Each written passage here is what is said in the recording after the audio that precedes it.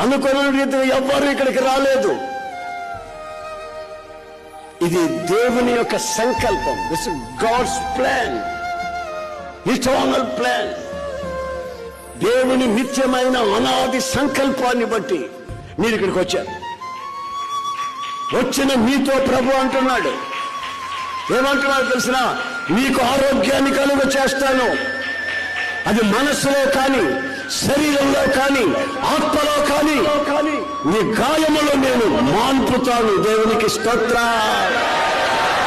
గాయములు పుండ్లై, రణాలై నీ వ్యక్తిగత జీవితాన్ని శాపంగా మారుస్తూ ఉంటే, రాత్రి మగల ఆలోచనలు నీవుంటే, నేను మాన్పుతాను. నేను రోషము గల దేవుణ్ణి. ఆమేన్.